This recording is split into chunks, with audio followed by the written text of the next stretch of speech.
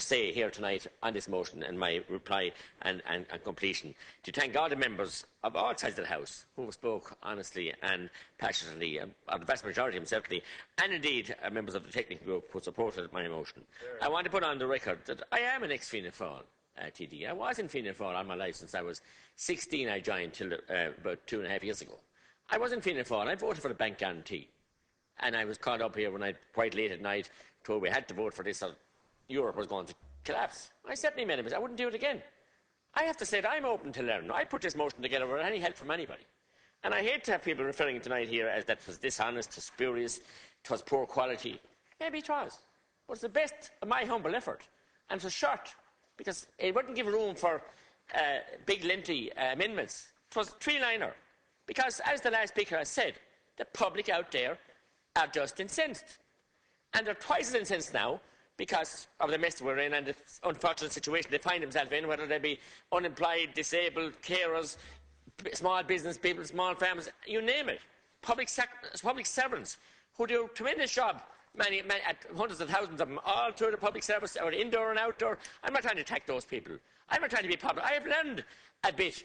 I might have been hoodwinked for many years, but I want to say to the people that attack me on that side of the House, I railed against, for the 4 years I was in the parliamentary party, of the situation, and if they wanted to check, they'd find that on the record.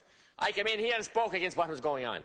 I was the one man that fought with the late Deputy Brian Linehan when he reversed the pension levy on senior public servants. It was the most distasteful thing to do.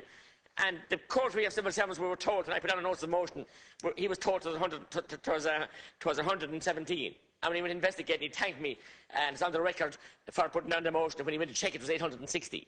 Trick of the loop job. Literally, I hate using lies, but it was untrue what happened, what was done to that minister at the time.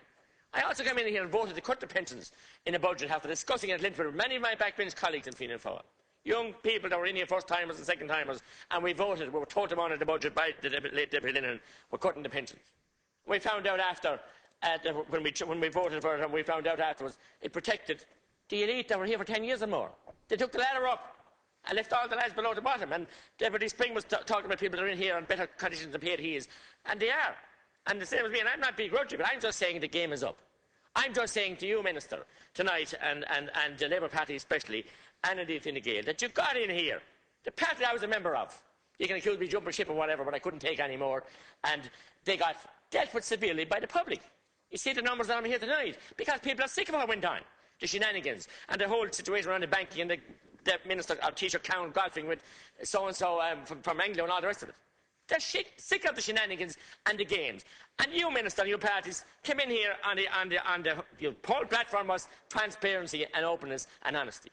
But they haven't got it, Minister. And you have made efforts, I recognise that, and you all have. I'm not here to score political points, but they haven't got what they want. They haven't got what they voted for. Because you've gone in and accepted austerity and heaped more austerity, and you intend to heap it again on ordinary people who are in penury now and can't pay. And you can't see, or the Troika can't see, who I've met 3 times, and I'm privileged to be a member of this group because I was a member of a party like yours, or the other parties, I'd never meet them. The backbenchers just come in and vote and do what you're told and obey the whip system, which is a charade. So I'm saying to you, Minister, we all know it can't be taken. And the motion happened to be timed. I waited 15 months for this motion.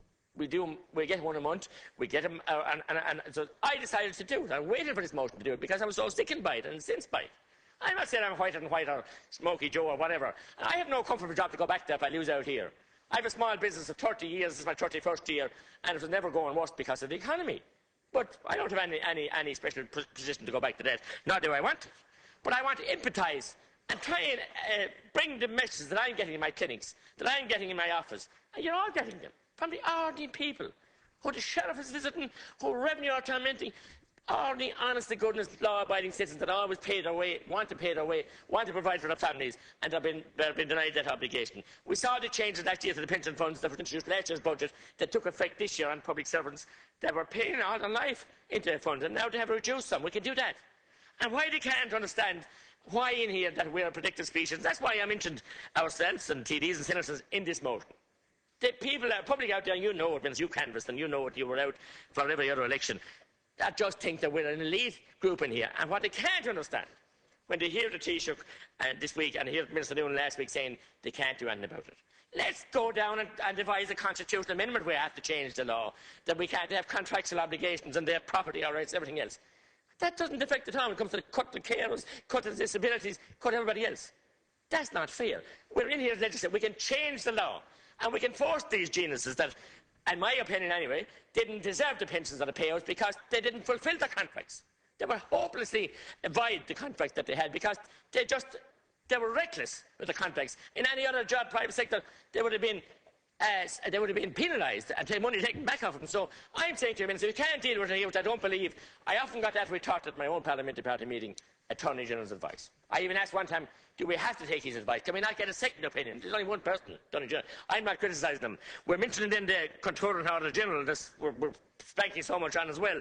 In the figures that I quoted in my motion last night, I had these people as well, Controller and Auditor General's pension funds of 229,417. So, as Deputy Ross said, there's discredit on all these institutions because we're all policing ourselves, self-policing, asking these bankers to take a voluntary cut. And I acknowledge what Mr. Sheehy did today, or yesterday, whatever, but he still has 250,000. It just is not going down with the ordinary people, and we're fooling us if any of us here think that we are. And that's why the motion was put down. And most people spoke fairly, but Deputy McCarthy last night, and indeed the chairman of the Labour Party, decided to be vitriolic in their attack on me. And I can quote from the Cockman, for Deputy McCarthy's finish, he's here, I won't bother with the other man. In a 6-month period back in 2009, when there were 55 votes in Shannon Éireann, you voted in 15 of them. In a 9-year period, you pocketed 1 million as a senator. So how dare you, no position to talk to anyone. Deputy Coveney. I'm quoting from the... Yeah, OK. Yeah, no, I'm quoting from that. No, I'm quoting from that. I know, you can correct it whatever. Can I go on? Look, you had your chance last night. The chairman of the Labour Party, this brilliant man, Deputy from Galway. Yeah, that's what he said. I read over this.